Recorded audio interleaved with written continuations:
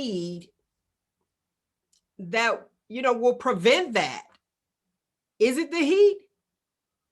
Hey, people, I don't know, man. It's a, it's a lot. It's a lot. But it just seemed like the other day I was out driving and I was like, man, people driving doing that most, Right. So, I don't know. It's just right. Maybe it's just the escape from cabin fever on top of COVID and everything else. Granted, we still shouldn't be out here wilding out, you know what I mean? Right. The tell me this. The heat, when you said the heat, do you think that's it and the cabin fever? Hey, kind of. I mean, I don't know. It just seemed extra, this extra. Then people getting them stimulus checks, I heard. They dropped already? I've had confirmed reports that some people have indeed gotten their checks. They was like, oh, popped up in my account. Yeah, I don't have my account tied to the IRS like that. They got to send me paper. Oh, you get yours mailed in. Yeah. Okay. Yeah. Now I didn't tell everybody my check secret. I gotta check my mailbox. Yeah, check your mailbox. Gotta check my mailbox. I'll put a camera on the mailbox now. All right. Check your mailbox. It's like, oh boy. Yeah. That's happening. Look, I'm like, that's happening. All right, so you already know what we're going to discuss, right? It's so much going on. Okay, let's just jump right into it. What about the let's go into the Meghan Markle, what everybody else is talking about. The Meghan Markle interview that Oprah did. Yeah. How do you feel about that? Full disclosure, I did not watch the interview, but I watched some of the news pieces tied to it. Okay. And so I'm a little bit at a loss for the nuance that would probably come from watching the interview itself. Well, I did because I got to do my homework to talk about it. But we'll talk about the part that really mattered. I mean, they talked about the monarchy and how that goes and how she needed help, but they thought that it wouldn't be good as far as like mental health issues that she was experiencing. It was taking her to a depression.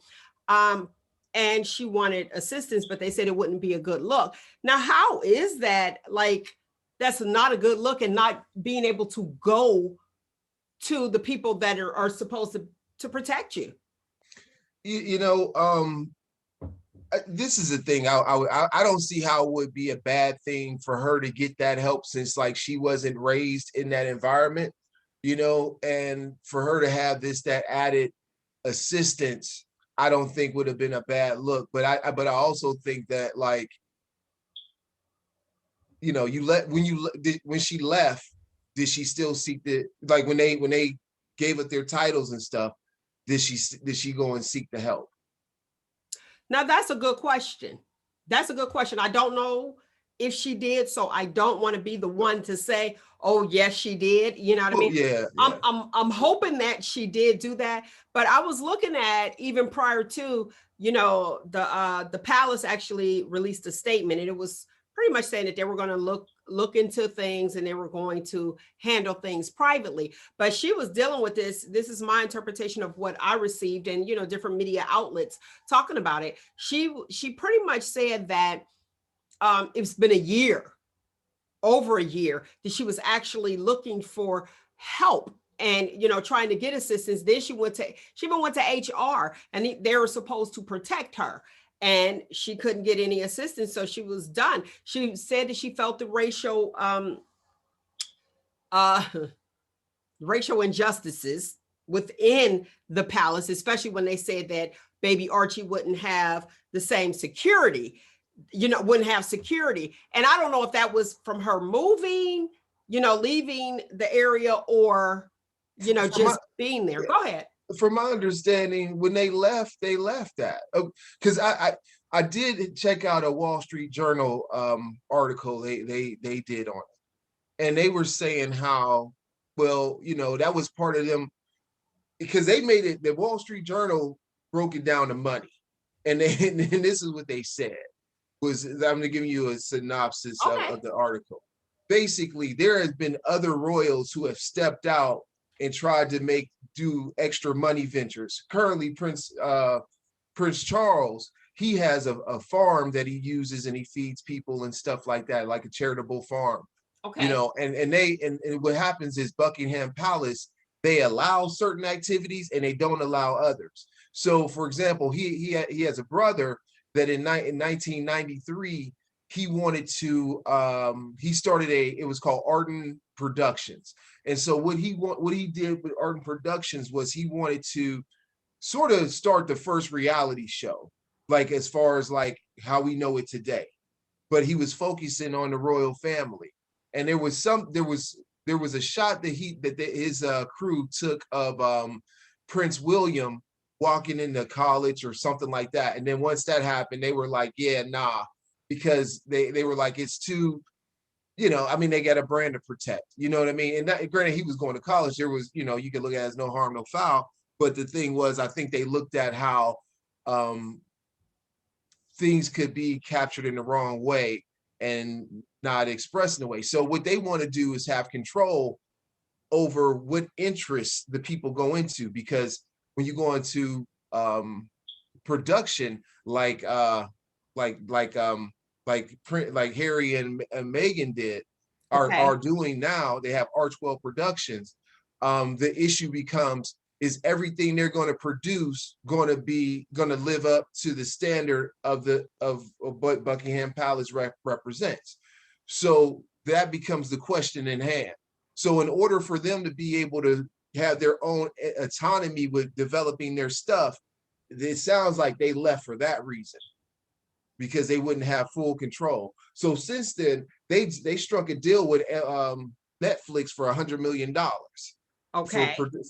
For production. And it was another deal they had with, I think, was Spotify, where they wanted to do these podcast things. And that's what kind of kicked it off, because I think they were with Spotify first and something happened, or the perception of something potentially bad happening was caught by the palace, and they were like, yeah, we don't think y'all you can't. The way they explained it was like, Buckingham Palace, the royals, that's a firm, right? And you want to be an independent actor. Well, if you want to be an independent actor, you can't do these independent acts in this firm. You got to separate yourself. So that was an insight that I don't think anyone's really talking about. No, nobody's talking about. Look, no, what we are talking about is, so okay, let's back up. They got married in what, 2017? I guess. 2017, right. 18. Okay. So with that, I don't think she knew what she was in for, because she was, I don't, but that's good that we have different views and takes on it. Yeah. You know, you can be ready, but not be ready. Yeah. And I think that, you know, her being, let's say, biracial, well, we don't even have to say, because she is. Yeah. Her being biracial, I think that she thought all was well. And once she got there, she wasn't being accepted as she thought that she should be accepted. I'll just put it that way. And I want to, let's hurry up and jump into the part. What color is the baby's skin going to be? Yeah. Somebody asking that question.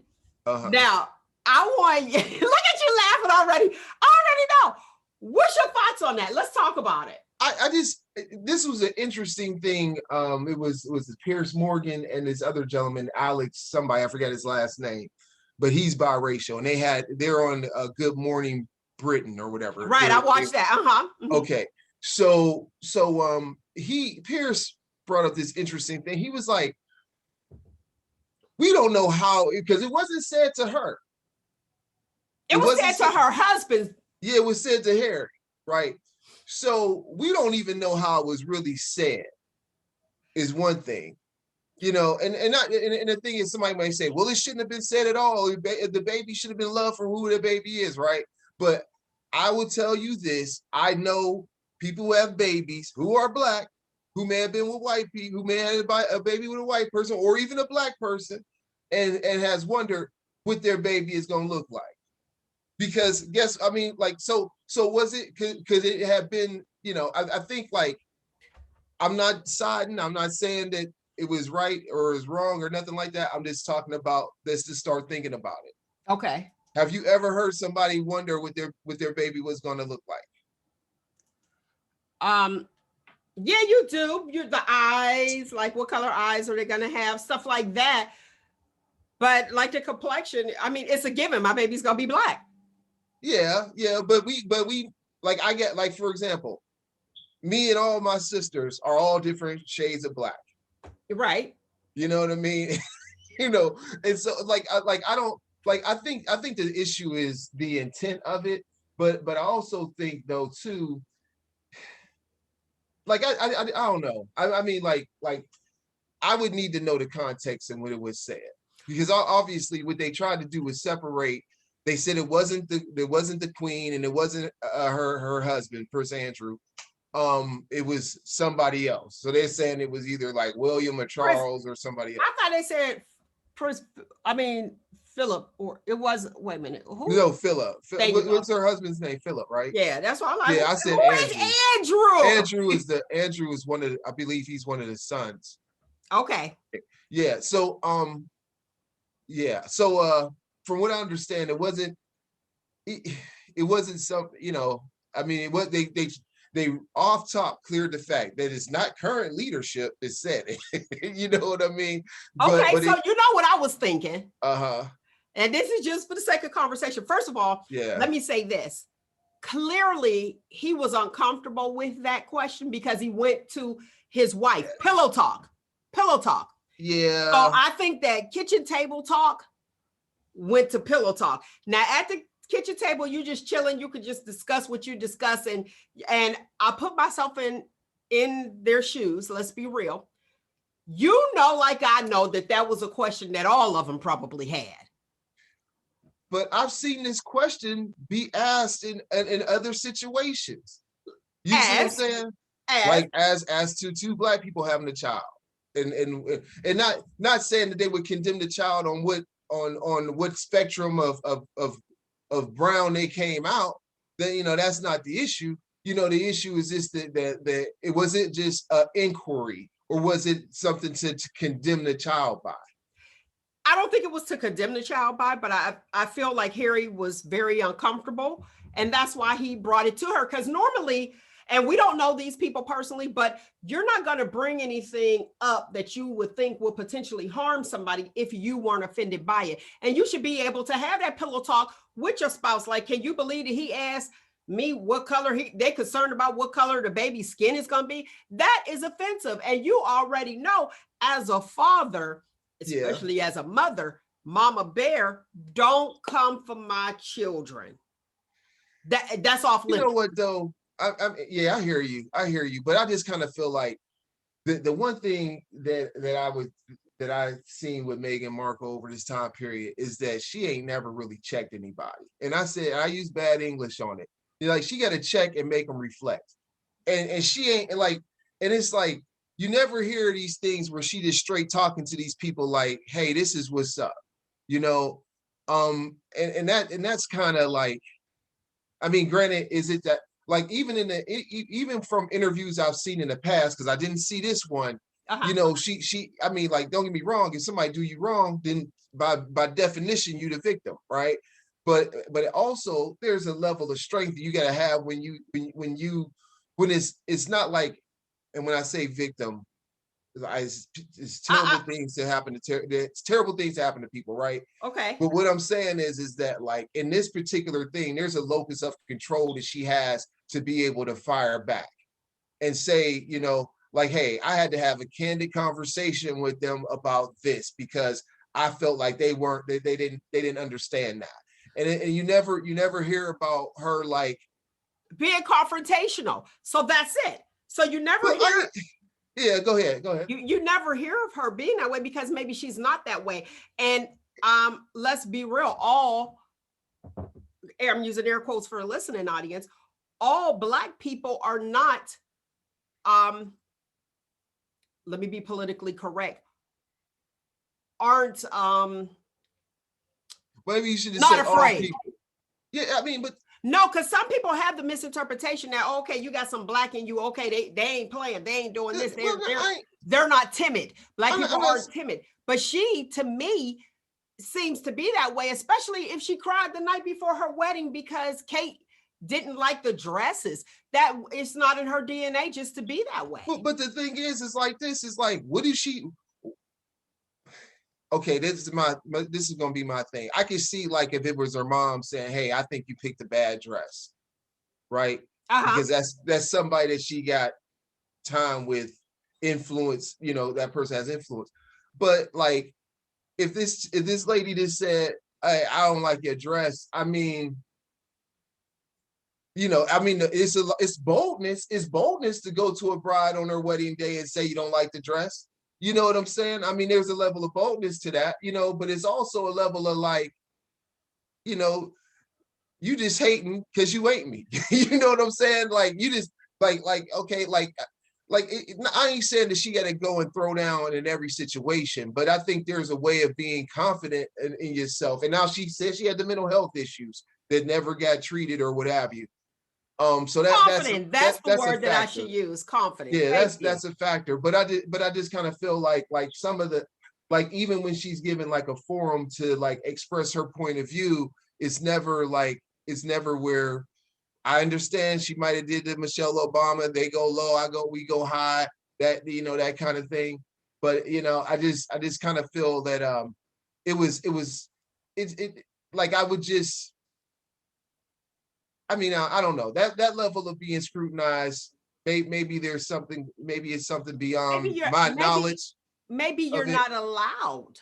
Maybe you're not allowed. And I'm just saying, you know, watching her, you know, with her acting and like you said, the different interviews, that she just didn't seem like that person. And everybody is raised different. And maybe she never had to fight for anything or stand up to anything. But let me be clear on this. She did stand up for women's rights. And she's serious about that. And that's why I first heard of her as far as like doing things, even when she was younger. I can't remember the commercial, but it was a commercial where it pretty much stereotyped women doing the cleaning. You guys can look into that a little further. But I mean, everyone is not the fighter. Some are the flighter. You got your fight or flight. And I just think personally, when she went the right way, let me go according to protocol, and they did not help her.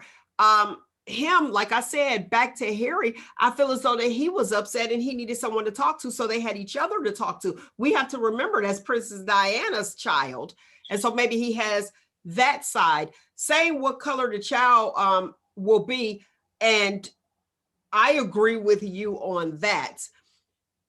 You know, you can't just call a whole monarchy like racist because of that. Was that a racist comment? And you do know, let's be realistic. There are some people that, air quotes I'm using again, that are not racist and say that they're not racist, but will use a racist comment and don't realize that it's racist. Yeah. You know what I mean? So, like if you had somebody say, if they tell you, wait a cotton picking minute. Right. And you be like, what? like and a white person said that to a black person. There's the white fragility. You're like, wait a minute, I can say this to this person. Hold on a minute. I probably shouldn't have used that word. You know what I mean? So you have all that to consider. Like I said, from the kitchen table, we know, okay, be like, oh, I wonder what that probably was, you know, floating around in somebody's mind. What color is this child going to be? Because we know as Black people, there is a possibility, like you said, with your siblings, one end to the other. Mm-hmm. You know what I mean? So you don't know the color. Is the baby going to come out like her mom? You know what I'm saying? So those are, I mean, it was a question that they asked because they always wanted to know clearly. And one person was bold enough to actually ask, well, what color do you think? Probably thinking that I'm going to say he and Harry, because I have in my mind, I have a person, I got the little light bulb, a person in mind of who would feel comfortable enough to ask that question. Yeah. You know what I mean? And I'm just going to say it, the views of the guest on Shop Talk with Mel, the co-host on Shop Talk with Mel, is not the same views as me. I think it was the brother. Because that would be a conversation that I would have, like, you know what I mean? You would ask that question and it hurt him because he knew going in, I'm marrying somebody Black, and here she's biracial, and it's like she's Black. That's all we see. We don't see the white side of her. Go ahead. Well, I mean, the issue should be what they should be looking at is the human side of her, regardless of what her color is. You know what I'm saying? That True. I mean, if we looking at somebody, True. we shouldn't define certain character traits because of a person's skin color or them, because we treat we treat biracial people like Bruce Banner and the Hulk. You know what I mean? And whenever they doing something Bruce Banner, like, oh, that that's the white side of them. But as soon as they do something that brings a rise in them, oh, they're out of control. That must be the Black side of, you know what I mean? We have this terrible way of doing that. First of all, I would say, the other thing is, I just wonder. And I would just want your opinion, the listener's opinion on this, is that because everybody has this standard in their family when they talk about airing dirty laundry, right? Right. Should this have been aired? Okay. My opinion, she tried not to air it. And did she say it? Didn't she say it? Wait. Let me say this. A whole year and a half. All right. So if somebody is doing wrong in the house, and we're not talking about the queen or anything, let's say molestation. Yeah. You have somebody inside the house. What goes on in this house, stay in this house. And you're protecting everybody in the house. And so many times the victim, and the word that you chose, the victim is always protecting the predator, because it has to stay inside the house. Should that be aired out? When do you go out and say, okay, enough is enough. Help me. I've been looking for help. Help me. Why do we have to keep protecting the people that do us wrong? I'm not trying to say that they need to be protected. First of all, your example goes to a far extreme. That it's something that's like, but mental health does too. But mental health does too. Yeah, it does too. But I also feel that, like, if she was saying that she needed this mental health help, and Harry got her back, like all that, why did he not intervene for her to get that help? Okay, I'll tell you. I'll tell you my thoughts. Okay. They dogged him. He been dogged from day one. But the thing is, nothing's stopping the Prince of Wales, or whatever he the prince of, the Duke of Essex, from going and getting the health care. Sussex, whatever it is, I don't know. But nothing's stopping him from saying, get your coat, we going.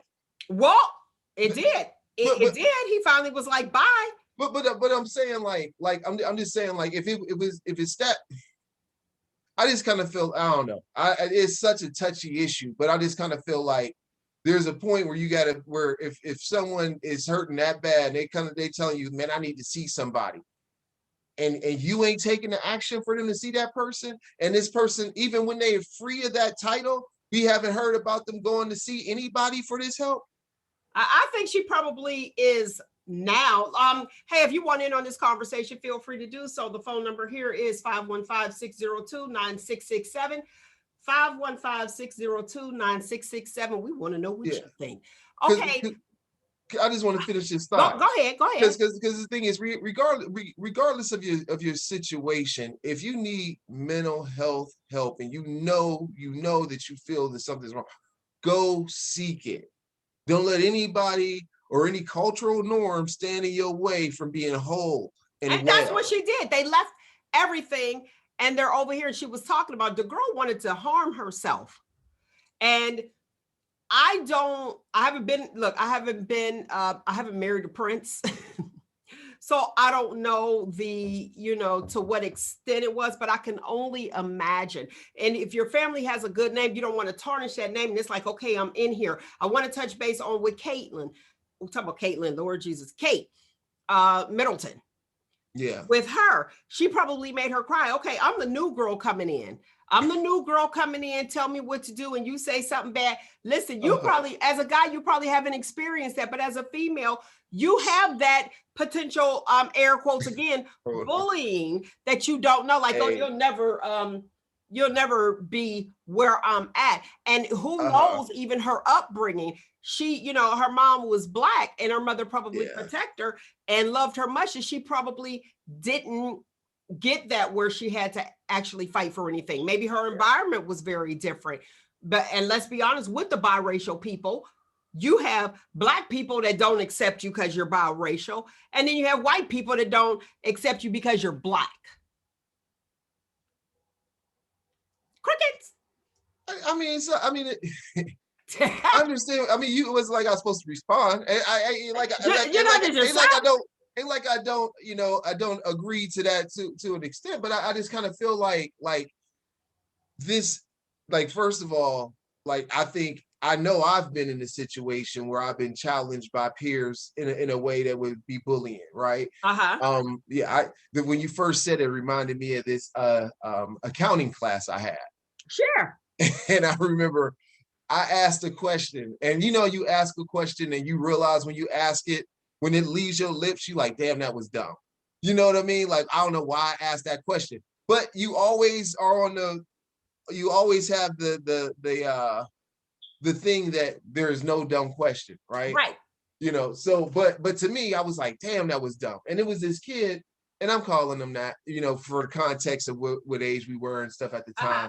And he was sitting next to me, and he just got, I don't know why, we just never clicked. We didn't interact with each other, but he was just like, he just had this level of arrogance where it was like, where a part of me was like, I could smack you out of existence if I wanted to, but you know what I mean?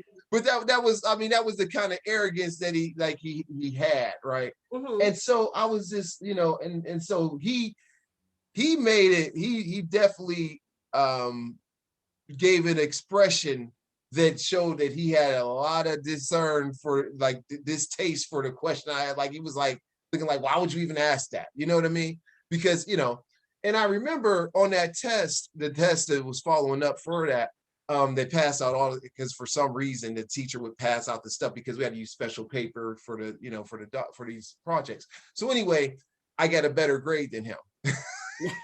Which a dumb question, huh? So, yeah, with my dumb question, I got a better, and I knew this because I was sitting right next to him when we got our papers back. He had like a 83, I had a 92. Okay, then. You know what I'm saying? And so I just made sure that he seen that when he had, because we had to turn him back in. So I made sure I just put my test right on top of his, right? You know what I'm saying? Yeah, because he had to pass him back in for whatever reason. I can't remember why. But, I just set it right there, right on top of his paper, letting, put my hand by the 92, just letting him just see it, you know what I mean? And it was, and that was just so gratifying to me. And everybody, but the thing was, it was like, sometimes you get people that, like, he obviously wanted to shake my confidence. And if he did, you know what I mean? And sometimes people do that, they try to do that to people. But the issue for me and for my life is like, what have I done to overcome those things that people try to plant that seed of doubt in you, And I would believe that there would have to be events that happened in her life prior to this that would help cultivate that seed. And the thing is, I believe it's a Japanese saying that, the plant of confidence takes a long time to grow. You know what I mean? Yeah. So it's something to that effect. I had to go back and research exactly what it was. You got to find that fortune cookie, huh? No, it wasn't on a fortune cookie. That's not even Chinese or Japanese. That's just Americanese. Americanese, all right. Yeah, Americans proper, just trying to sell cookies or whatever. But yeah, So, but that's something though there. Okay. I know that was a long roundabout way of getting there, but you got there. But I got there. But you got there. Yeah. And I can understand that, but let's look at why is it that with biracial children or adults, just biracial people, why is it that they can't have, they know they have that white side, but if they date somebody, they're focused on the Black, even though we know 1% Black, from years ago, then you're considered Black. But let's look at the great people. And I'm not comparing Meghan Markle to President Barack Obama at all. Let me be clear on that. Sound like you're about to. Yeah, but here you have, right. Sound like you're about to. But here you have President Barack Obama. Everybody looked at him as the Black president, forgetting his white side. Look at Kamala. What is it? Kamala? What are we doing? Kamala, I thought it was pronounced, but Kamala. Yeah. And it's like, why can't, why are we not looking at the white side of the biracial children and focused on the Black? Well, I would say in Barack Obama's case, I mean, he clearly had talked about his heritage, especially in the first book, was it Audacity of Hope? But I think though, I would tell you like this, like he talked about it and kind of just moved on. You know what I mean? Like I don't remember it being major sticking points, but I do remember him doing things that definitely show that he knows the culture. When he went, that terrible situation happened down there in was that South Carolina where the church got shot up, or North Carolina? I can't. One of the. Remember when the church got shot up and he went to the ceremony and he sang Amazing Grace? Yes. And it's like he had this perfect timing and knowledge to just come in there and just do what was needed at the time. And that was something that it spoke to us in a major way, but that spoke to America. It also resonated with America. Maybe not as much with the Black community, maybe not as much as the white community as the Black community, but definitely with a Christian society that resonated and because it wasn't fake. It wasn't like somebody going up there holding the Bible upside down and talking about Corinthians 2. You know what I mean? Let's just put, let's just put it out there, But man, I forgot what the point I was even making. Go ahead. As far as him recognizing his other side, his Black side. Yeah. And taking that, go ahead. I mean, but I would say that the thing that he probably didn't do. I mean, and I'm saying it's not reviewing everything that he ever did or anything like that. But you never, like, I want to meet one of the white cousins. You know what I mean? Like, where at? Like it seemed like the only person we got to see an extended family point of view on this was Michelle's. You know what I mean? I would like to know more of that story. I know like his father, I don't know if he's alive or what. I know is he deceased? I'm not sure. I'm not sure either. But we know his mother is for sure, and he got a grandmother to help. You know what I mean? I would like to know that story of it. You know what I mean? I would like to know about, because when you think about it, Barack Obama is like he's a realistic version of Superman. Oh, think about it like that. Okay. You know what I mean? All right. Think about like instead of from the son, instead of having a father from Krypton, he had a father from Kenya. You know what I mean? And it's like all the things that father was impacted by. He's impacted by it as well. Has the same level of, well, there's a responsibility that comes with this power that he was able, like in Kansas, he was like this kid, maybe got picked on and stuff like that, and this out of place, and having these people raise and love him, and then he ends up going to his metropolis, Harvard and whatever. You know what I mean? Getting all built up, coming back to Chicago, which will be his metropolis, if you will, and then, becoming that guy. Becoming that guy. I mean, like, who else? I mean, was Superman's thing? What, kryptonite? No, what he says, the standard is, I know the end of it used to be American way, but truth and justice. You know, there used to be truth, justice, in the American way. Okay. And then, you know, I mean, think about that. Barack Obama went from Clark Kent to Superman. And I know this is a Meghan Markle conversation, but whenever you can talk about Barack Obama, you better talk about him. Just talk about him. No, but that's a legitimate point that you're making. And like you said, going from Clark Kent to Superman. So she would have to, like, and you know what? I wish my somebody that's biracial would actually let us know exactly, you know, the issues that they have to deal with, because I know just watching a few of my biracial friends, and you know, we all know somebody that we might be related to that is biracial. And just as you pointed out, you want to know, talk to us about the other side. Do you even know the other side? You know what I'm saying? And why is it that, let's go with the Trevor Noah, you know, let's just go with different people that it's like, okay, I could only, why do we, and I'm going to say Black people, I'm just not all, why do we feel as though if you're biracial, you need to date Black people, you can't date white? Like there's an option, you're 50-50. Well, and why is it that they're looked at as Black? You know, like, okay, I think, even though it's part of their blood. Well, I think the thing is that, like, that's been the cultural norm of our society, is that, you know, I mean, it went so far to have a law in it. You got was it 1/10 or 1/8 or something like that back in the day? And it still exists to this day. Right. Yeah. I mean, because that's something that we haven't wiped away from society. But I think the flip side of that is, and I'm just saying this as a point of view, not my, you know, just putting it out there for the process. Would that have anything to do with how a person embraces the Black, when we talk about interracial dating?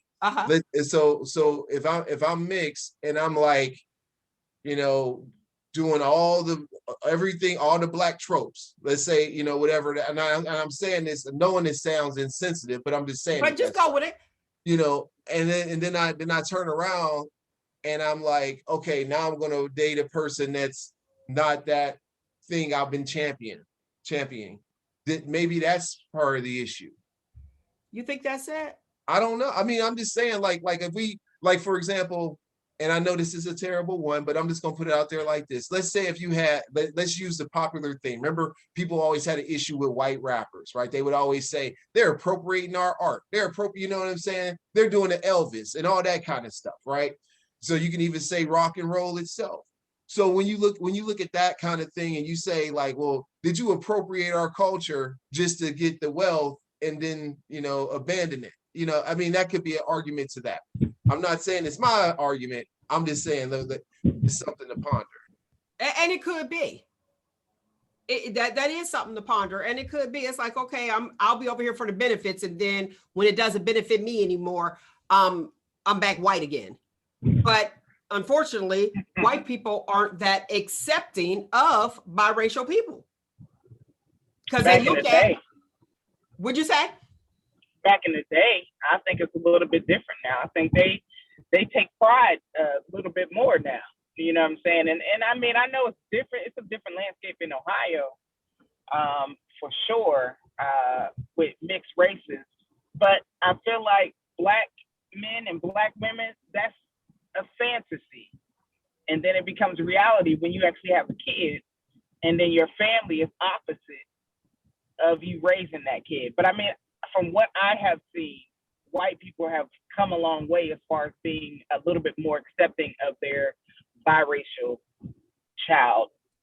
That's because they don't have a choice. I you mean, know, do you just disown the child? I mean, a lot of them do disown. They disown the whole their mom and everybody.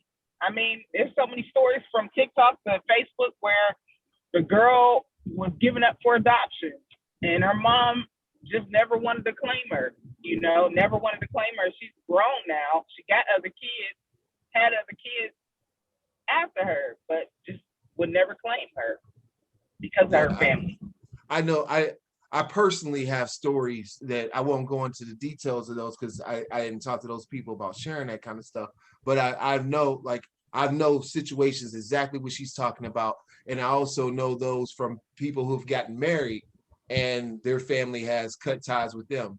And sometimes and I remember when I first got introduced to that, it was in high school, and it was it wasn't even like a black or white thing. It was like Greek and something else.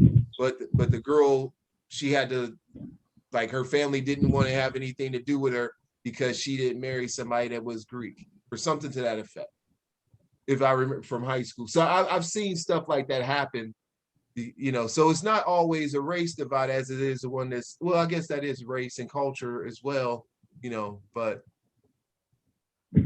Okay, I want to, let me give this fact. The so-called, I'm using air quotes, blood fraction laws of 1705 ruled that anyone who was at least 1/8 Black, which meant like one Black great-grandparent, could not be labeled white. 1911 Arkansas law went further, declaring that citizens would be considered Black if they had any Negro blood whatsoever. And doesn't the Queen have Negro blood? Girl, there was a documentary a long time ago that said she got African descent in her family line. See, it's interesting. I really don't believe that it's the Queen. And they said that it wasn't the Queen, it wasn't the elders. This is just me. I just feel like maybe the brother, and they don't want, to make him look bad because he the next prince. And like I was saying, that wasn't, that was like kitchen table talk, I think. And they felt comfortable enough to tell him that. And then he had pillow talk with his wife. And I'm going to tell you, it's different when you have children. It's like, okay, I can deal with that and I can take it to a certain extent. But when you talk about my unborn, when you talk about my child, you're more sensitive. It's like, no, you go in the back for your children. I get that, but I feel like she should have been stronger in that. I'm sorry. The amount of racism that we feel in the United States, I feel like that we brushed your shoulder off with that one, to be honest. I think they should have stayed there. I would have annoyed the mess out of them. Now, you had some people that said they would have been playing Cardi B and all that extra stuff. But if that's not her, that's not her. And if I come to your house and I don't like the way things are going, I'm gonna leave. And I really don't think that she knew all that, that she was going up against as being Black. It's like, okay, they accept me, all is well. Yeah, this is good, blah, blah, blah, blah. But now, and Roogle, too. I mean, go ahead, Tluv, and I want to let you guys know who are just tuning in. That is the host of ATL Rant, Tluv, on the line as well. How do you know how you can be accepted everywhere? And then I was going to ask a question, but I changed my mind. Mm-hmm. You know how you can, it's like you're accepted, then finally you're not accepted. You're like, wait a minute, what? And I think that was pretty much it. I think that she wasn't expecting all of that. It's like, girl, guess what? You still Black. That light skin privilege. I'm sorry. Yes. Oh. Yes. Yes, I love it. Yes, that light skin privilege. Go ahead. I love Roogle start laughing like, oh, he done sat back. There was a question on the show. That was the question on the show that she was on, if you remember. It was a big revealing of who her father looked like on the TV show that she was on. Oh, yes. On there was a big revealing. So, I mean, even though you have a Black mom and your mom got lost and everything else, but she's probably been living her life under that guise of, oh, you can't tell whether I'm mixed or whether I'm this, I'm just mulatto, I'm exotic, and I think that is what really is traumatic, is the fact of you being this so light to the point that you are quote unquote passing, and you can't believe they're not accepting you. Oh, what you think, Roogle? Hey, I said a comment earlier today. I said I've seen people of Black people have asked questions, not to condemn the child, but wondering about what the child would look like, skin tone wise and stuff. So, you know, like, again, I think it goes back to the intent of it. But I also think, I'm sitting here thinking, if there was a comment that was made to me about my wife and I felt that it was inappropriate, how much of that would I share with her? And then how much of that would I do to check and check and have that person reflect on what they said? Well, would you have told your wife? I'm sitting here trying to think of a scenario where I might have not been, and then when I say on it, like I guess if you omit something, somebody can say a live omission is still a lie. But the thing is that, like, what am I, if I am being faced with these sort of things? And the reason I mention this, because my wife, she's Nigerian, and it's a culture shock. You know, I mean, I will say it was some different things when you talked about really knowing and then knowing. No, you really don't know until you know. In some cases, right? Mm-hmm. You know, in some events. But I think I will say there was probably times where I did have to educate some people on some things like that.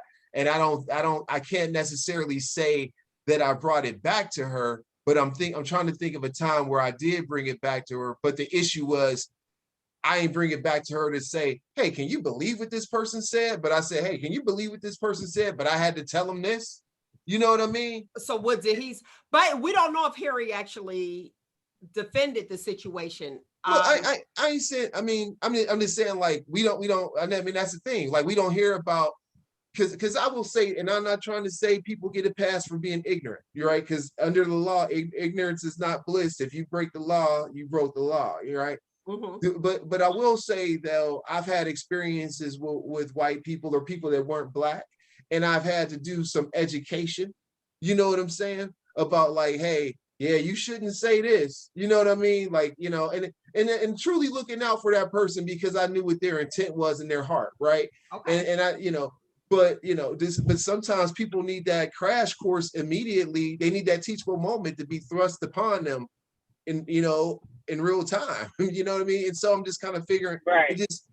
It just makes me feel like, what happened? Like, because they made it seem like, oh, they said this, and that was they said it like, I wonder how dark that baby's gonna be, and walked out the room. You know what I mean? You know, I mean, like, that's how we hearing it, right? And I'm just somebody like me. Your baby gonna be flame bro and keep walking. You know. Jesus. But at the same time, Prince Harry, you know your family and you know how they are. So was she not forewarned at the same time? That's a good point, but Prince Harry was like the outcast, and you remember who he was crushing on way before Meghan. It was Halle Berry. Remember, he had that little picture of Halle Berry. So he liked the biracial. He liked the Black.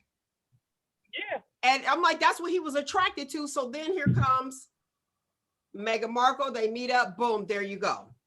That's what I'm saying, though. Even outcasts or not, you know your family. And that was probably the whole issue. You know your family. So that's why you would take offense to certain things. Uh-huh. You know what I mean? Let's get this straight, though, real quick. Get it straight, Roogle. Meghan Markle is no Halle Berry. No, she's not. I agree. Let's get that straight right now. But let's also get it straight that, like, at a point in time, every man on the planet who was interested in a woman was interested in her. And who, Halle Berry? Yes. So, but she has both her white side and her Black side. So when she dates, a white guy, you have the Black people like, why she dating a white guy? Like, I mean, hey, that's so unfair. That's so unfair. They're 50-50. Well, part of it is because of her track record with Black dudes, man. She been through it. You know what I mean? She like you be like, dang, this dude did this. And when she was with David Justice, and I believe David Justice is biracial as well, right? Uh-huh. Yeah, no, that didn't work out. No. Yeah. The singer. Eric Benet. I don't know if he's biracial. He's Black. He's Black. Yeah, that didn't work out. Yeah, I think she was with Wesley Snipes for a minute. Oh, she went. Oh, I think she was with. Yeah, that didn't work out. She went black. She was with somebody else too. I can't right now. I'm missing it. But obviously, it's not just a black man, because I mean, look at her last situation. I mean, he gets child support off of that. You know what I'm saying? So, you know, I mean, she gave everyone a chance. And as a person who has biracial cousins, I saw them struggle with that, with identity crisis. But it's kind of like, I have my black families here. You know what I'm saying? I don't know the other side, really. You know, so, you know, but they struggle with that identity because we as black people, oh, you ain't black enough. Right. You know, that type of thing. So I think that we should do away with that type of stuff. You know what I'm saying? And just be open to teaching them about just their culture, about their, you know, their heritage. But hey, whoever you date, you date. Okay, I can respect that. And that is the truth. Now let's go with Pierce. We'll move on to Pierce. And they say he exited his show. We don't know if he was terminated or he just walked off his show from this. And he always slams Meghan, always have slammed Meghan Markle. And I felt like, did she not give you the time of day? Like, why are you so obsessed with her? And even 45, how do you not, you just don't like her? Why? Did you try to holler at her and she was like, no? Like, I don't understand. What's the obsession with this little? Well, they were friends at one point, right? Yeah, but she delete people. Like they said, she just dismisses people. I am that way. If I know to say, boom, deuces, dismiss. I didn't know you before, so okay, no love lost. We'll just act like we all know each other. What do you want me to do? Keep sitting there being in your face and be like, how about? No, it's over. You cross me, it's a done deal. But I will tell you though, because I'm that same type of person, right? Okay. Where, you know, where I'd be like, yeah, I like, we have this irreconcilable difference, right? So I ain't dealing with you anymore. And I've gotten scrutiny for that. Like, why? people like, because people feel like, well, you should be the one to bring around peace. And I'm like, but I was the one that was done wrong. And if I forgive, I can forgive, but that don't mean I got to go back. You know what I'm saying? Well, wouldn't that be peace? Delete? They peace. Like, that's what I'm saying. People don't celebrate you protecting yourself and protecting your own energy that you have around that. They don't celebrate that. They celebrate. They want you to protect them. Like, that's crazy. That's crazy. So the victim here again, well, Roogle actually said earlier, was talking about you know, them at the palace, and I used an example, the predator. Why do we have to keep protecting the predator and not ourselves and our own natural peace? Delete. I am peaceful. I ain't got to deal with you. Everybody quiet. Why do I need to say anything? Yeah. Right. I think the thing is, like, for some reason, I think when we have forgiveness, I mean, I'm talking on a whole nother issue right now. But I think when we talk about forgiveness, sometimes people think things should go back to normal. And I'm currently dealing with this in my life, where I'm like, okay, well, if this person felt this way and they wanted all this time, they wanted things to be back to normal, why is it every time that I interact with that person, they are the nastiest version of themselves that remind me why I stopped interacting with them? You know what I'm saying? And that's the thing. I'm like, why would I want to go back to that? You know, you know what I mean? Like the you know, like at a point in time, the abuser, it may get to the point of recognizing that, like, yeah, this is an unhealthy relationship. You know, I mean, and these things weren't to that extent, but it was enough for me to know that, like, this is not what I want to have in my life. I don't want to go back to where I think, oh, it's cool, and then now I'm back to where I'm at. I'm caught up in this whole thing that I could have lived free, you know, without. Not to leave the abuser. Like, at some point, you should be able to leave. Like, I don't get it. Bye. See you. And that was that Pierce actually had it. He said it. Now with Sharon Osbourne, she's the host of The Talk, one of the hosts. Lord. And she tweeted this. Now y'all gotta look at it. I'm paraphrasing. that she stands behind her friend Piers Morgan's views. She said he's not a racist, and I stand behind my friend. So when you stand behind them, you stand behind what they said. And then she's being ridiculed, and she feels some type of way. She's like, I shouldn't have to say at whatever age, 60 plus, I shouldn't have to say that I'm not a racist. Don't say it then. And you just get the scrutiny that you get. But when you say that you stand behind who the public believes is a racist. The thing is, though, because the guy who was on the show with him was biracial, and he said that I know he's not. He said, from my experiences with them, I know he's not a racist. He's like, I have conversations. Is that light skin privilege?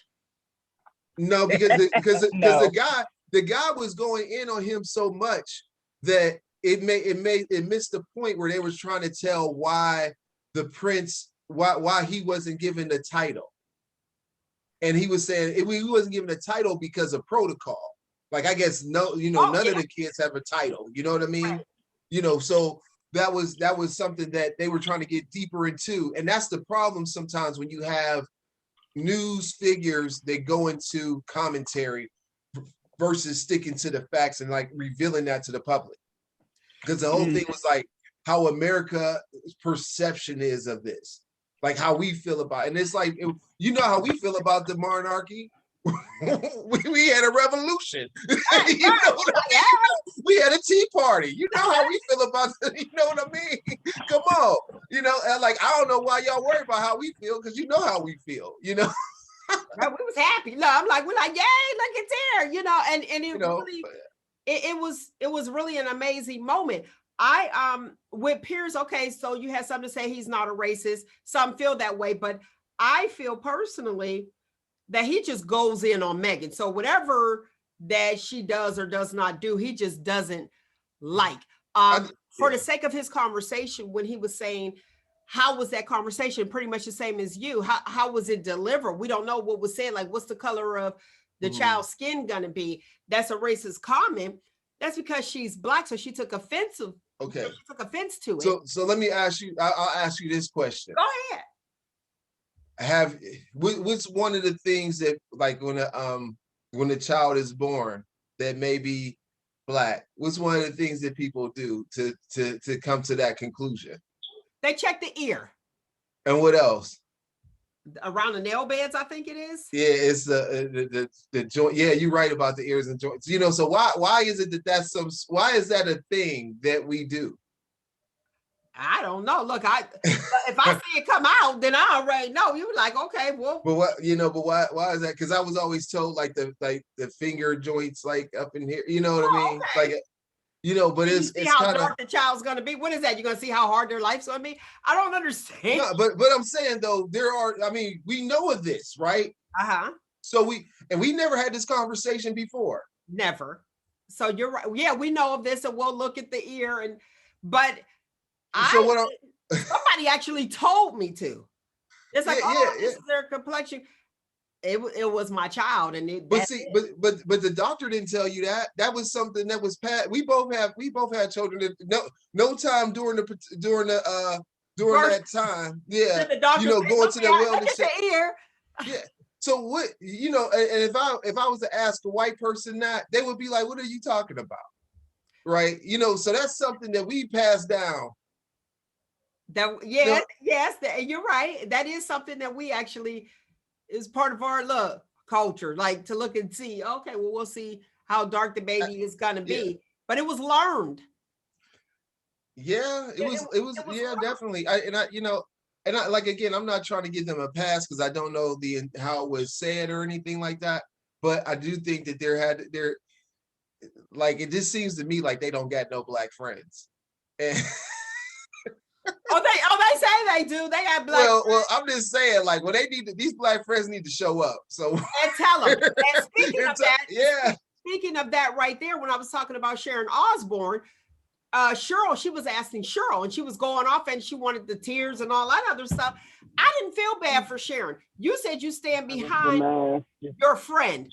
Okay, well, you stand behind everything. So guess what? You could get, and I hate to say this word, but beat up on. Yeah. Well, I mean, but I also feel like, no, I'm good. So if we have a friend and that friend does something wrong, we abandon that friend. No, now see, that's the difference. Standing behind your friend and what they say, okay. Okay, that's like you. You say something different. You can still be my friend, but we don't agree. Same thing. Tluv, you can say something different. You can still be my friend. We may not agree. Yes. And but at the same time, though, Cheryl should have checked her then, because she was playing the victim in the system of race. Absolutely. Where she had no place of playing the victim. And don't you dare cry. So you're going to try to tell me how I should react to a racist, someone racist against my own race? How are you going to tell me that? I wish I would have seen that. I gotta go and watch that. Let me tell you. See, here's the deal, and this is me, and I fell for Cheryl at that moment because Sharon is one of the creators of the show.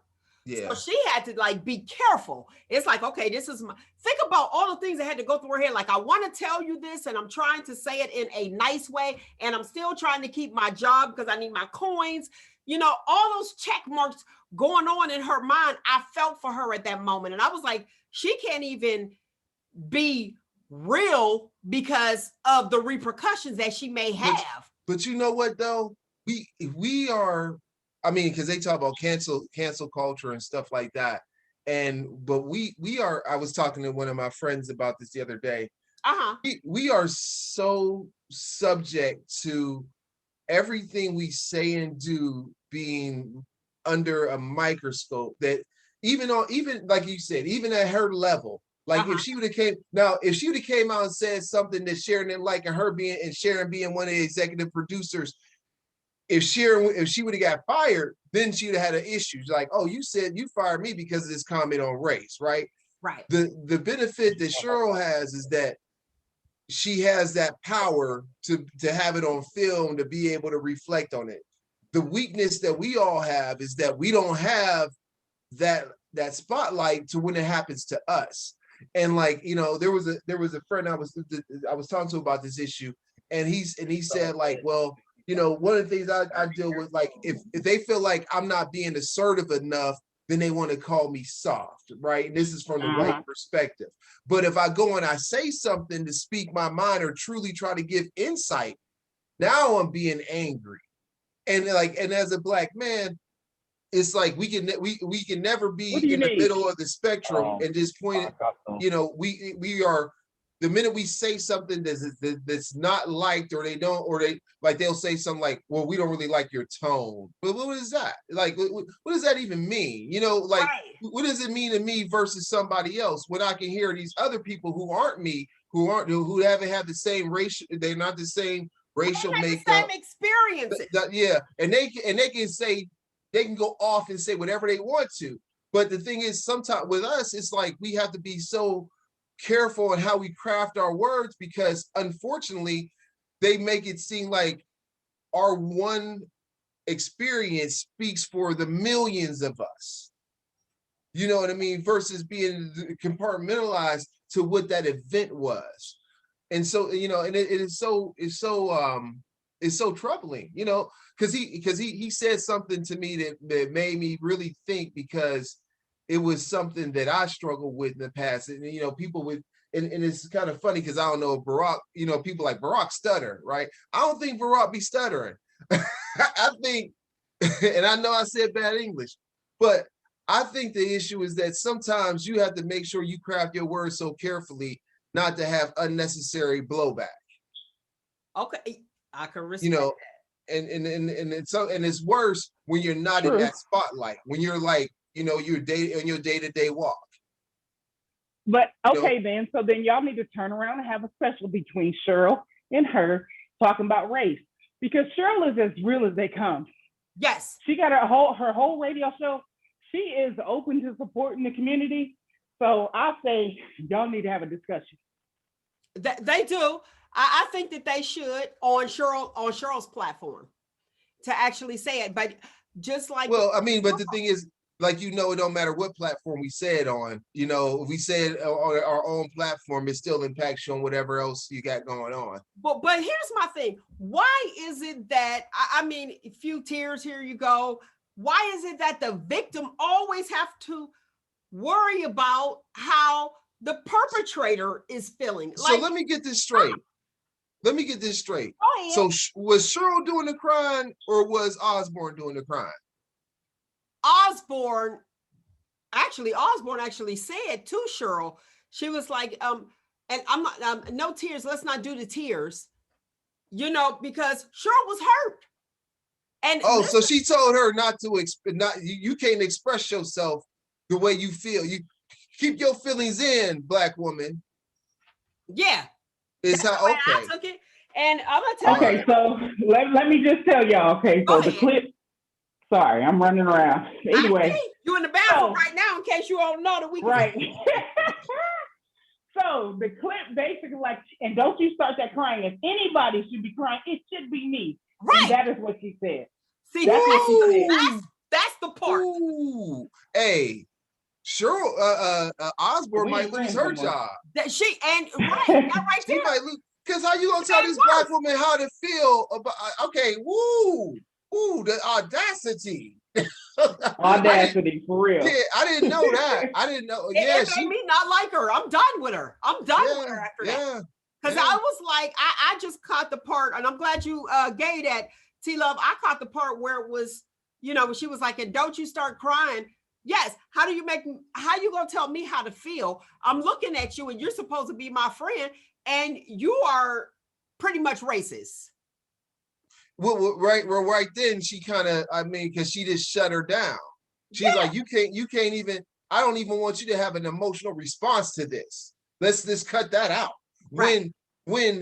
And this is what we've seen throughout history, is that whenever white women have had any sort of like discomfort, it's been like, you know, Emmett Till. You know what I mean? Like, you know, and they said that was a lie. You know what I mean? But whenever there's been some call to them, they're able to express themselves in any way and apologize themselves out of it. But this Black woman who is just having a comparable moment to what this other Black woman is experiencing, if she feels deeply sorrowed by it, you telling her that she can't even react, and you got the nerve to tell her that on national television? She said it. Come on. She said it. Like, how does that work? How does that? I mean, that is racist in itself. It is. And I'm like, I'm done with that. And yes, Cheryl is as Black as they come and as real as they come. And she will straight up tell you. I thought she did a good job, but I really like when her response, it took some time, just like you said that President Obama, he don't stutter. You just got to you got to figure out, how do I word this without coming off as the angry Black man, woman, or the angry Black person, versus, you know, just saying exactly how I feel. I don't want to say things the wrong way because they might take it and misconstrue it and make it benefit them. It was foul, but at this moment today, what is it? 3:13. I'm done with sharing. From that, Sharon, cancel. Yes, cancel. Done. From that comment that she did, and pretty much like, okay, like you said, don't allow her to share her emotions. And like, what in the world? But I felt Cheryl like, check. Let me say, okay, check. And I got boxes in my mind as far as like, okay, I got to be careful what I say. This is my job. I don't want to hurt anybody's feelings. This is my friend, but you're wrong. Instead of saying you're wrong, have the talk. If you're going to be real, have the talk. The show was called The Talk. Well, I will guarantee you something's probably going to end up changing on The Talk.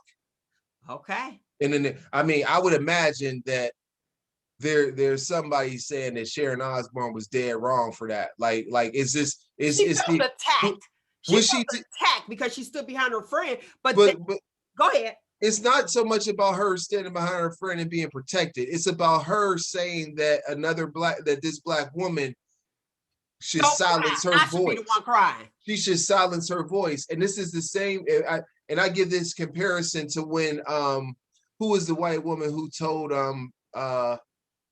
LeBron James to shut up and dribble? I forgot, but she was Fox News somebody or whatever. I can't think of her name. Right.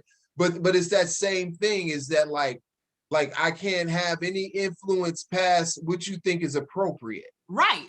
So there again, yes, you're You know, silencing so her. yeah, it's the same thing. So I would, I would be surprised. I don't know, is that on CBS or NBC, that show? What network is it on? That I don't remember what I know it's not. I know it's not CBS, because CBS has the one that has what's her name, Whoopi Goldberg. Yeah. The View. But I mean, the comparison The View. is just like with Oprah in The Color Purple, with her being, the maid or whatever, and her having to keep her mouth shut because of how you are talking to my kids. You know what I'm saying? It's basically, okay, you're not a non-factor in race. You can't be emotional about it. So like that is an ongoing thing. And I think if she has a conversation, she'll definitely have to have it in love. She'll definitely have to have it in love with her. You know what I'm saying? The reason why I say that is just to protect her rep, unfortunately. But it has to be like, she has to give examples of, okay, when you did this, this is what it showed. You know what I'm saying? This is the type of privilege that it showed that you had, that you felt that you were, quote unquote, putting me in my place and trying to tell me how I should respond. It was foul. It's foul. Yeah. Sharon wrong. I don't know if she should step away from the show or not. I mean, I don't watch the show. Ask for her step down. They quick to ask for somebody's resignation. Yeah. Oh yeah. I'm asking for them anything you do, they asking for you to resign. Like, and then she said, well, what do I say, Cheryl? What do I say? And Cheryl said that you'd be like, educate me. She said what she usually say. But in this point, and that comment was, shut up, Cheryl. I should be the one crying. Don't start crying because I should be the one crying. Here we go again. The perpetrator, you caused this. And now you want to play the victim, but the people that are victimized, you're telling them, you're silencing them. Stop. You can't share somebody else's experience, just like with Pierce. You can't share Meghan's experience. You can't say what her experience was because you're not her.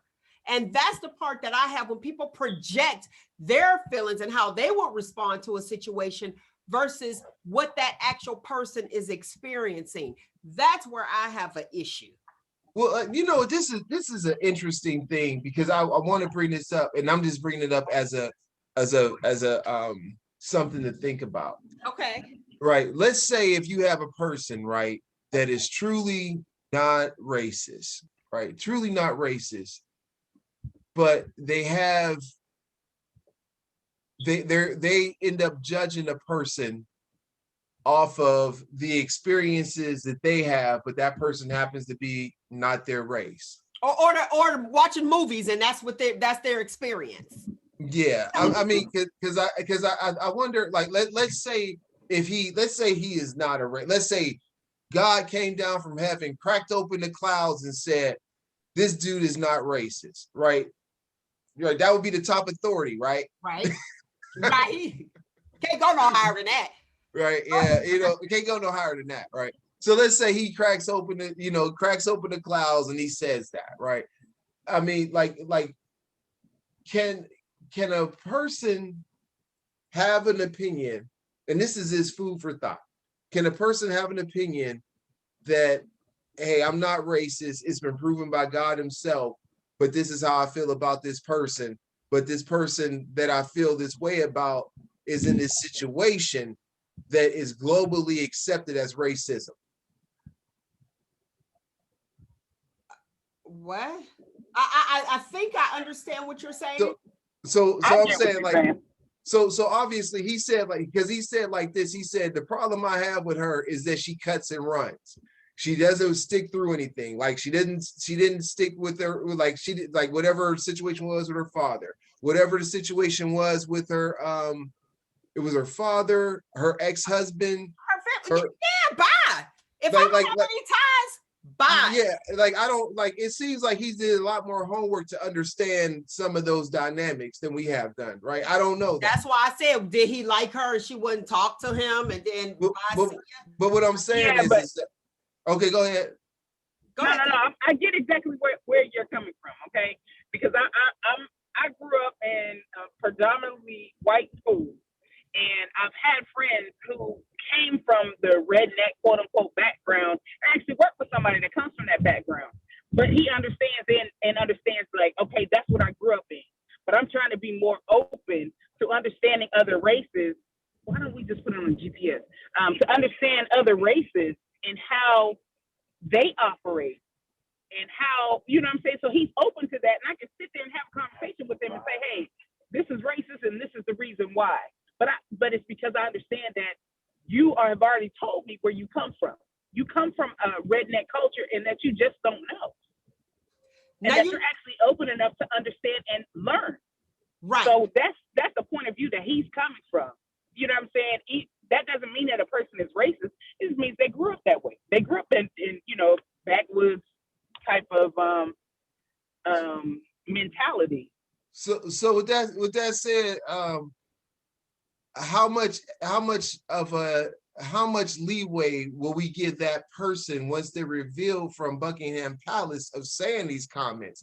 How much leeway will we give them knowing that they might as well have been raised on a farm in Kansas like Clark Kent, you know, back in the 50s, right? Back in the matter of fact, Superman is more than 75 years old. So we talking about back in the 1920s. but the point I'm saying is like, how much leeway do we give that person knowing that there is a potential learning arc that they don't have? I go with the 3-strike rule. Third strike, you out. All right, we already had this discussion, you know, I'm saying, multiple times. So it's just the third time we still have this discussion. And I'm like, okay, well, I don't think you're learning from our interaction. Okay, with that being said, and I have a few that don't realize there's a word and I can't even think of it where non-racist people may use, you know, a word or a phrase and not realize that it's racist. You know what I mean? They're like, oh, I didn't know, and willing to learn. But like you said, Tluv, if they still use that and after you didn't share it with them, okay, that is not cool, you know, what you said, and you're trying to learn from it. However, it's still their thought and opinion. Do we call that person a racist? Or do we see they racist? may have to have multiple discussions with multiple people until, you know what I'm saying, they can recognize them too at the same time. So it may be an issue of, okay, they didn't get it right now. They don't get it right now. They have to keep going through this until they actually get it. Now, what about the person who defends their opinion? And they're talking to, you know what I mean? And they're trying to tell you you're wrong about your experience. I'm sure Cheryl is going to talk about it. I am so sure that Cheryl's going to talk about it on her show. In that case, I mean, it's just like an abusive relationship. You know what I'm saying? Like, you keep allowing this person to keep abusing you, but yet when your family be like, okay, you need to leave, you're like, oh no, he's just having a hard time, you know what I'm saying, type of deal, you know? So you got to go to counseling and deal with that yourself as well. You know what I'm saying? Like, us as Black people, we have to go through counseling. Yes. Because even with myself and understanding that my father came from the down south, Selma, Alabama, even though he said, I mean, he told me, he was like, a white person would sell out their own child. Now, you know, and his view truth. of also stating that they do not, if you notice them walking down the sidewalk, they won't move over for you to pass. They stake claim to wherever it is that they're walking at, you know? So in some ways, from what I have learned from my father is how to interact with white people in a certain way that I'm trying to undo. Yes, they can have authority, but that doesn't mean that my opinion does not matter. Okay. So just learning how to operate as a Black person in this American experience, we all need counseling. We all need counseling because, I mean, when I look at from my father to my grandmother also being from Alabama, my grandmother was a maid until she died. Now she was able to be afforded certain opportunities and go to Hawaii and this and that, but I mean, at the same time, like, she was a maid until she died. Okay. So she worked for rich white people, you know, and I mean, yeah, I mean they had more time with her, in my opinion, than my mom in some ways. Okay. They was at the funeral crying just as hard as my mom. I'm sure she was part of the family. Yeah, but I mean, just to imagine going through that. She was born in 1919. You know what I'm saying? Going through that and have to be hot and hold your tongue, and, you know, and then taking it home with your kids and everything. You know, so I mean, just in my opinion, you know, us as African Americans, we need to go to therapy, and if we get these reparations, we need to be, you know, wise about how we're operating with our money as well. And I agree. I totally agree with you on that. And the thing with that reparations is that there needs to be systemic change. And even if that systemic change benefits people that they didn't intend for it to benefit, it still needs to happen. And then that's the argument I have, especially when they talk about the student loan debt. It's like, yeah, cancel all that. You know, it is like, well, it's going to impact people who have higher degrees. But the problem is that a lot of us have degrees, but are still in the working poor. You know what I mean? So, you know, that's the problem. So if it benefit 40% of them, but 60% of us have a benefit that gets us to be able to buy a car that operates correctly, or to put a down payment on a house, you know, then make that happen. You know, I mean, like, you know, I'm like, so what? You know what I mean? I mean, like, and especially when they start talking about higher degree, you know, people, it's like, it doesn't mean that because you have more degrees, you're making more money. You know, it does. That's not the case. You know, right? And it's definitely not the case. Yeah, you still paying. Look, you're not making more money, and you still have to pay the loans back. It's like, give me a break. Help me out here. I want to talk about the announcer. Did you hear about the announcer? High school girls basketball game was going on, and they were kneeling during the national anthem, and the announcer's mic was on still, and he used the N-word during the game. Look at those N-words, is what he actually said. Nice. I'm glad he got caught. Right. Now, do you think that somebody put the mic on so that, you know, other people can hear it, or he really accidentally forgot to put the mic on? Like, sometimes there's a level of divine intervention that happens that it don't matter if he thought he did or somebody else turned it on. He shouldn't have said it. He shouldn't have said it. He shouldn't have said it. Okay. Because he's there to announce. He's there to get play-by-play of the game. Right. That's it. Well, this is what he blamed it on. He said, "What? Listen, I'm gonna get the footage for you, lovely people, to hear this just in case. And it's in you know, you can hear it in the background while the national anthem is going on. So I'm gonna get that for you, lovely people, so you guys can hear it. He blamed it on a diabetic episode. And his name is Matt Rouser or something to that effect. But he blamed it on a diabetic episode. Check this out, though. Go ahead. He talked about them being disrespectful during it, but he wasn't even pledging his allegiance while it was happening. He's too busy making racist comments and not eating Little Debbie's or whatever he to keep his blood sugar up. You know, and it's you know, so my thing is like, you shouldn't even have been noticing what they were doing, because you should have been honoring Old Glory yourself, right? Right. Now you wait, I got something that came across right now.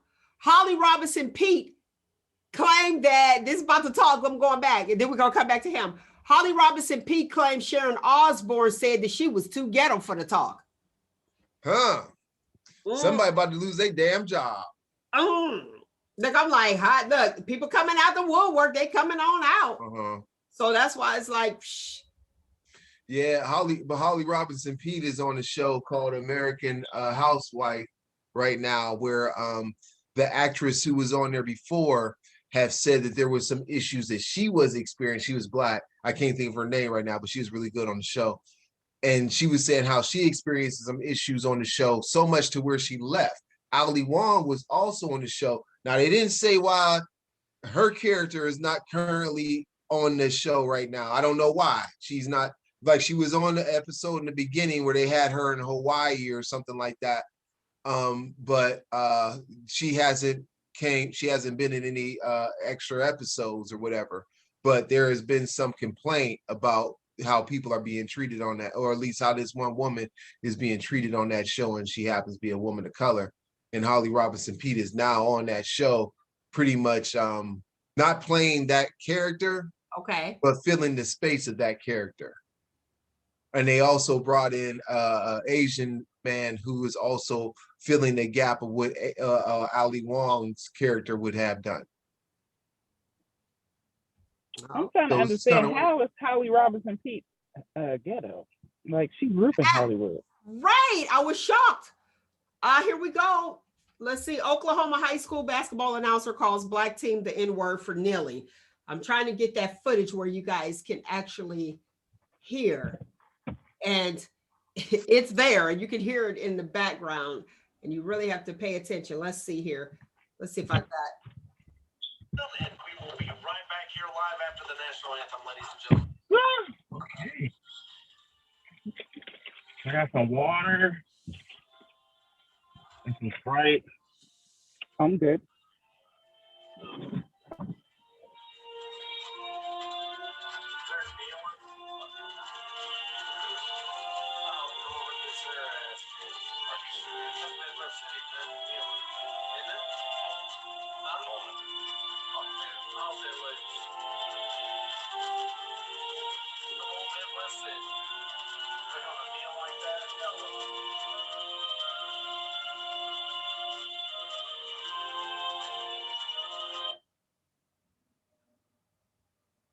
Wait, sorry, hold on.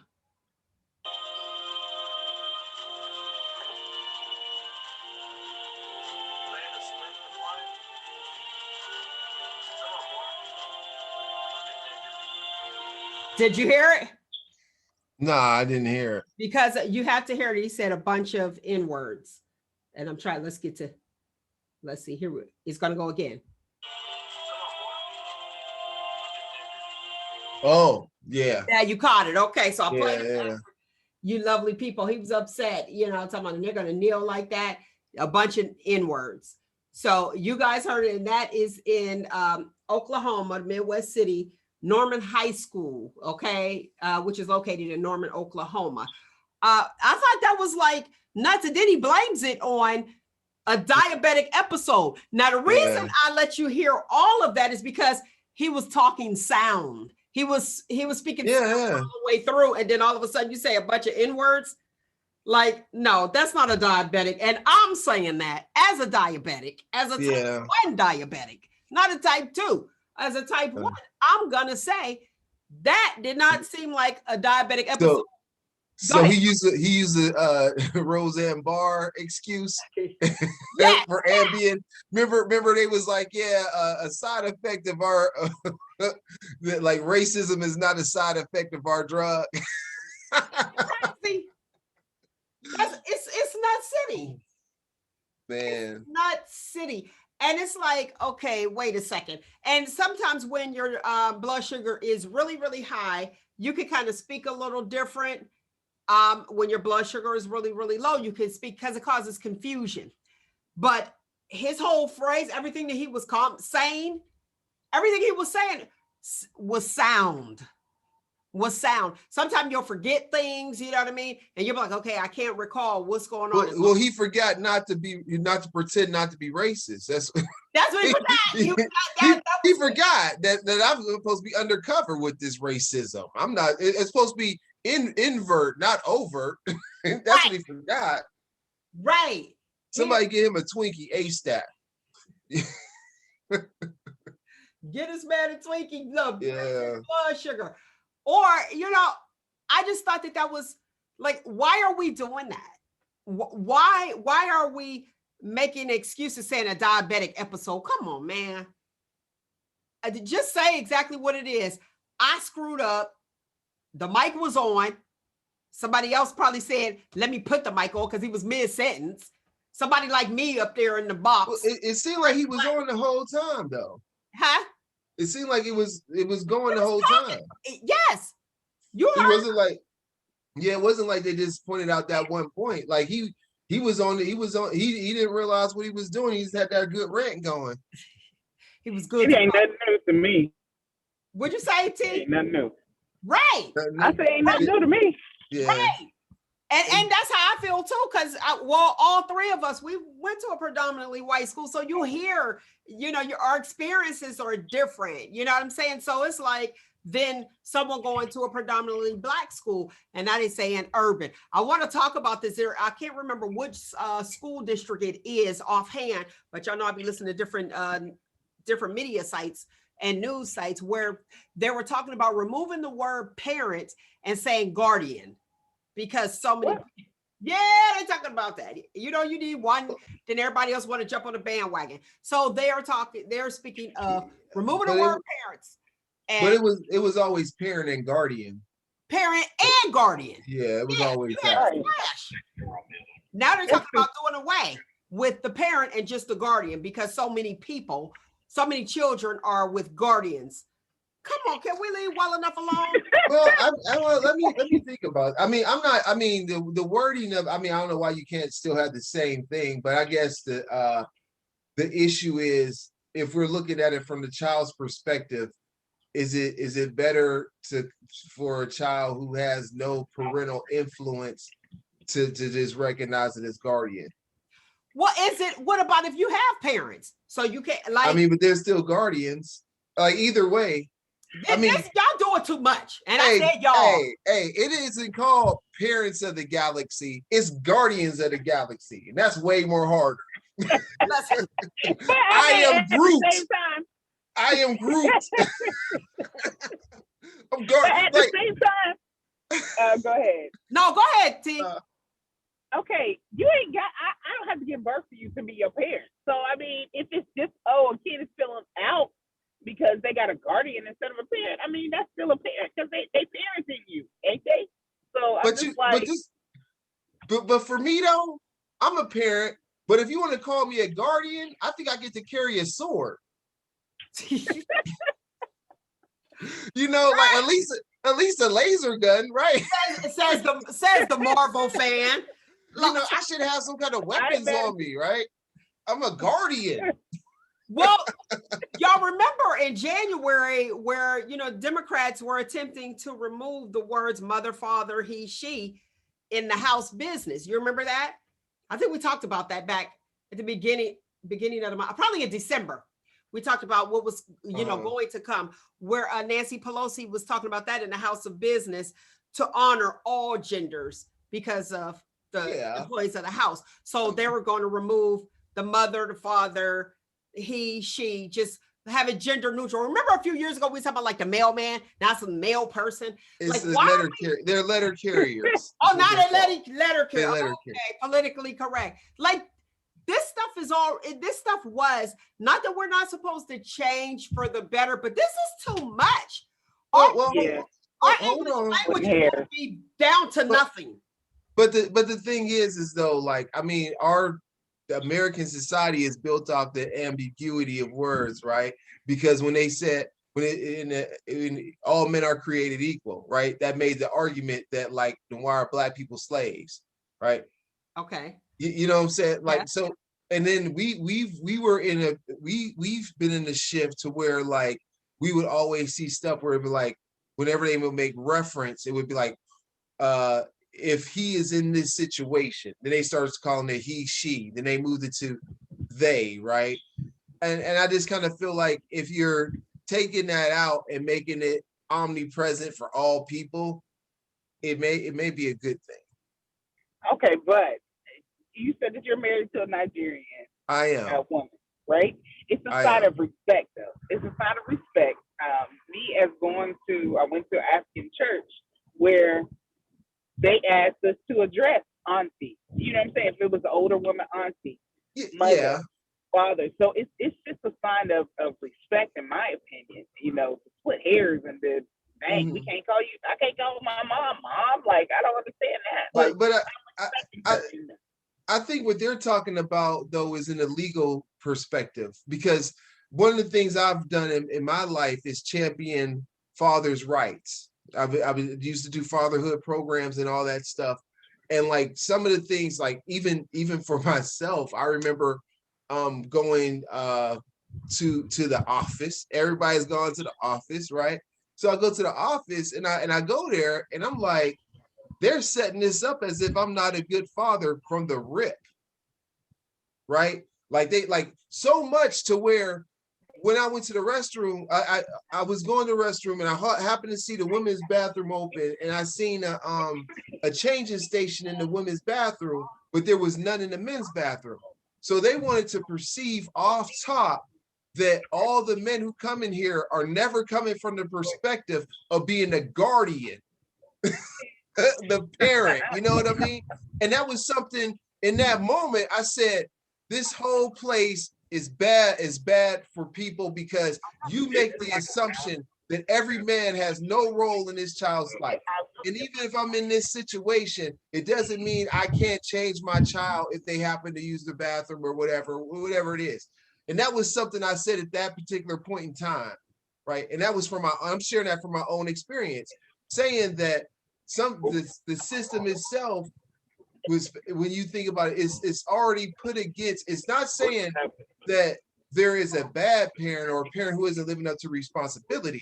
It's saying that all male parents are not doing that, and I was not the case. And that's what people, I ain't gotta say it. People know my track record with my parenting, but the point is that it was something that I seen in that system. You know what? At this moment, let me go ahead and we'll give kudos to you, Roogle, who actually made a difference at his workplace, where he said for the maternity leave when you have a child. Oh yeah. The paternity leave. So I have not forgotten about that. So kudos to you. Yeah, you want me to express that?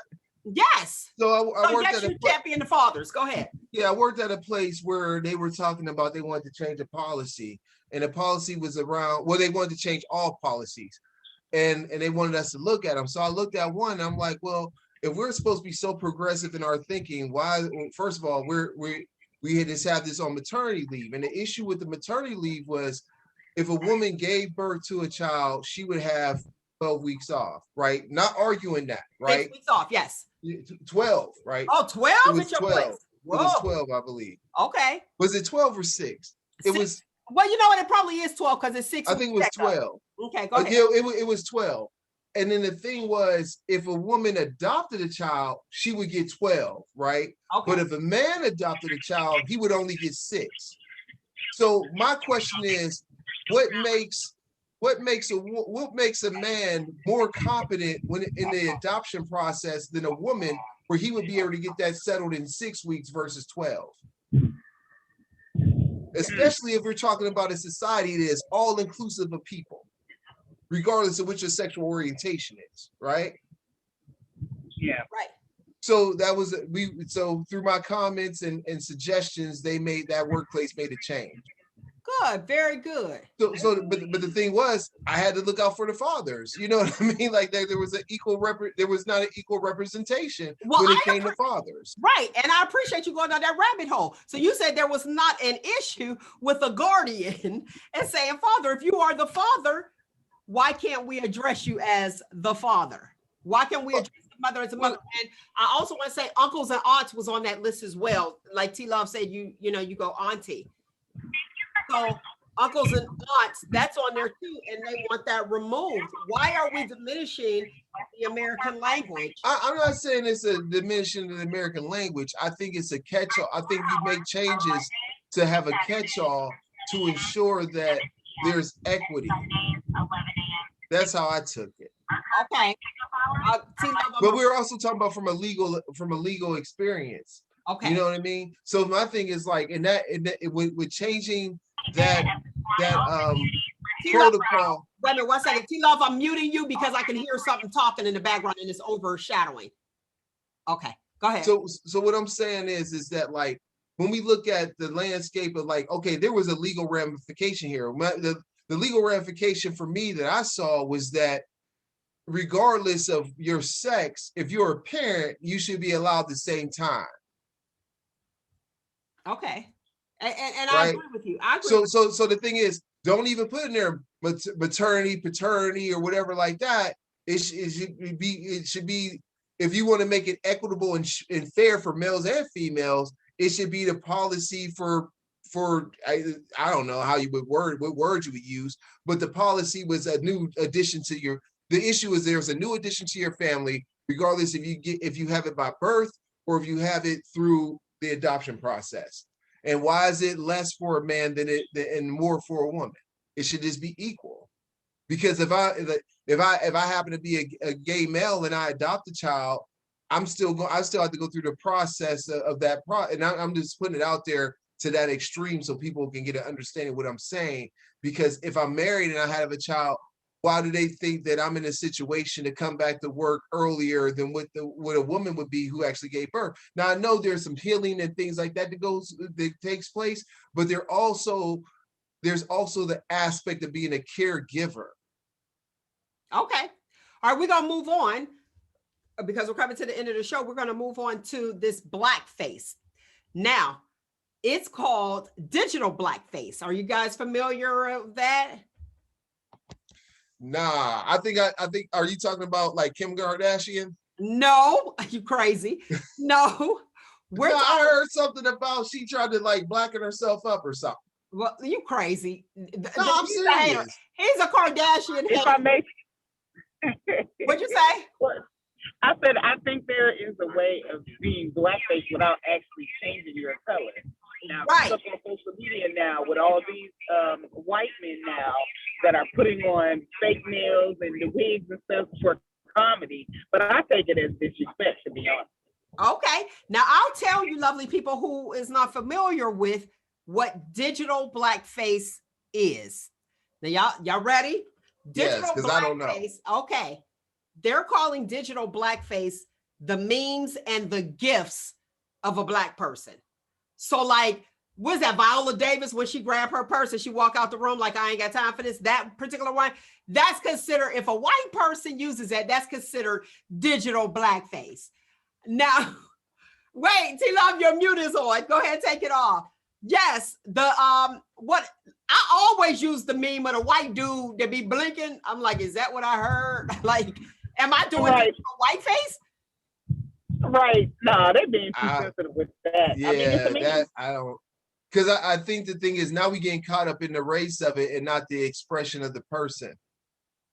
You know, now if it's something that's like for example, a meme that was racist was when they showed John Boyega in the Star Wars when he was on Star Wars the Awakening of the Force. There was a meme where he was out in the desert sweating, and they said, "We're all the white women." You know what I mean? Like that's race. That's a racist meme. But I think like if it's a meme that happens to depict a black person that's expressing your feeling in that moment, I don't think that there's an issue with that.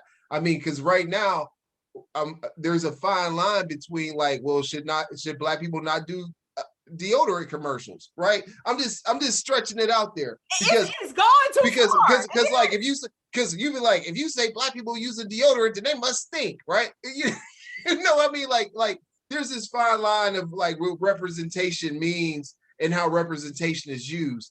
And I don't know if how you're expressing. I never seen the Viola Davis meme. Oh yeah, that's where she's sitting there, and it's like a meeting. Like if a meeting could have been an email, and then it has like Viola Davis grabbing her purse, walking out the room, like you come to a meeting, you like, really, I really came here. Let me go. Yeah. And I think that's just a bit much. Digital blackface, stop it already. Like that right there, that's just team too much. I'm not for that one. Like get out of here. Somebody trying to start a new thing because what it's also saying is that like if there's a black person that expresses something that it can't be used other races universally for other people that say they feel that same way. Yeah. It's a little bit. Look, that one guy would be like this. I never seen that. I use that white dude. I use that white dude all the time. He be like, Not the little boy, yeah, him too, but the white dude that just be sitting there just blinking. Like, I never seen that one. But at the same time, the place that we are at in our culture, though, because hip hop and the hip hop TV shows have come up, they have adjusted and taken on our sass though too. We do have to understand that. Look at what's the girl that was on Dr. Phil? What's her name? Baddie or whatever her name is. Catch Me Outside girl. Yes. So now she has a whole rap career with her using that sass and using that tone. Now before we wasn't going for it. Now it's like, oh, she dope. Oh, she got this song. You know what I'm saying? So I think the culture is evolving a little bit, even though some things I still take offense to. But I mean, I think it's because of whether it be the younger generation, including in tapping in their parents, and with the broadness of TikTok and all of that. You know what I'm saying? People are experiencing different things and are like either relating to it and then want to go out and do it, or they're culture appropriating. So I don't know. It's a fine line, I think. It definitely is a fine line. It definitely is a fine line. I will say that when with her Catch Me Outside girl, she did make making a career off of Catch Me Outside, and she was just off the chain. But how do we say, okay, that's our culture, instead of where she was actually brought up? You know, from, or whatever, maybe she adopted it. Well, you know, with mom was a little different. So very different from her. So she probably did pick it up. But why do we say that that's ours? They ain't saying that no more though. Now she's bringing in that chick. They ain't saying that no more. Ain't complaining no more. I'm looking this up. Because I haven't heard about this. Man, you late on the draw. You look it up and then we'll hurry up and. But the funny part is, I mean, I ain't gonna play it now, but I'm looking at I'm looking at some of her pictures. Her name is was it Bad Barbie? Oh, Bad Baby, Biba. Bad Baby. Baby. Okay. All right. Sorry. Okay. But anyway, when I see the pictures, like, it's kind of funny because they got them in black and white. Then they got them in the tone where like her skin tone is darker. You know, when I looked, I was like, ain't she black? And then I looked down at the Dr. Phil episode and I was like, nah, she ain't black. Nope. Yeah. But it's funny how they I gotta watch it. Yeah, you gotta watch that episode. But that should be digital blackface, is how they try to make it seem like they make her race ambiguous. That's what I mean? I was talking about. All right, let's go with this real quick with the CDC. Now, here's something I got to touch base on the COVID vaccine real quick before we end the show. Now, the CDC was saying that, you know, there's different privileges that are out there once you get 2 injections. Now, I read on the CDC where it actually said that if you have the vaccine, you can't carry the virus. Because remember, that was an issue. You know, people carrying, they can't get it, but they carry it and may be able to give it to somebody else. Now, that's one. And then there's another one that says, if you have, like, if you go into a cookout or whatever, blah, blah, blah, you'll be okay if you're with other people that have the vaccine. Help me understand. So it's like, what are we doing here? First, you're saying that if you've been vaccinated, you don't have to worry about giving it to other people. But now, today is saying that if you have the vaccine, you could go and fraternize with other people who had the vaccine. Help me understand. Well, I think the issue is that if you're with other people that have the vaccine, regardless if you could carry it or not, you can't get sick because everyone's vaccinated. Right, but they're saying that you don't even carry it. So the other people won't be sick. So if somebody didn't get the vaccine, they shouldn't be sick anyway. If they didn't get the vaccine, they shouldn't be sick anyway. Right. If you're saying, go ahead, T. Well, I thought that basically you get the vaccine, and if you do get COVID, that basically you won't die from it. That's what I heard. That was my understanding too. People die from the flu, and they had that flu vaccine for how many years? Yeah, but the argument would be which strand. I thought you was going to talk about the TI situation. Okay, but wait. I just want to ask y'all one question. Once we get off this whole thing, look, getting comfortable with the uncomfortable conversations. Stacey Dash walked back in. She allowed to the cookout? Back into what? Back into the culture. Because, What culture? The Republican culture? The black culture.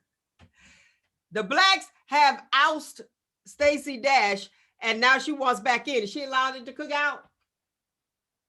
If she had the vaccine? What did she bring in? Hell no.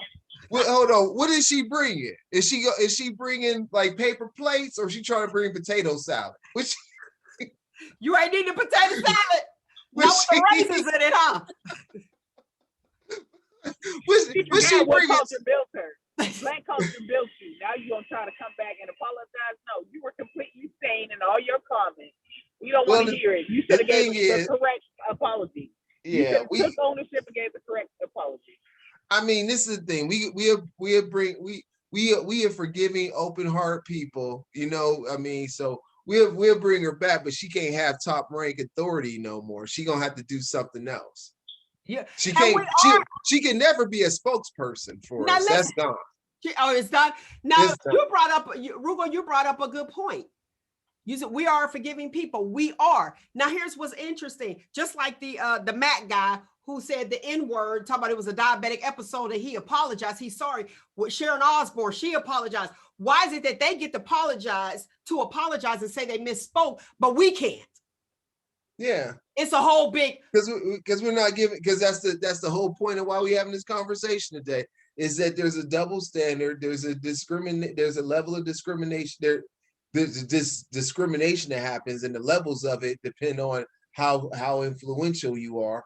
But there's still, like, the impact is still there in a great way, especially if you are less influential. The issue there is that their apologies, they're trying to apologize to save a brand. We're trying to apologize. We're looking for understanding to save our lives. Okay. You know what I mean? Well put. Today's footnote: fairness is not an attitude. It's a professional skill that must be developed and exercised. All right, lovely people, that is my time. I thoroughly enjoyed you, as I do each and every single Saturday. Find you, embrace you. Most importantly, always, always love you. Until next week, people. ShopTalk right here on your Spreaker.com. Great.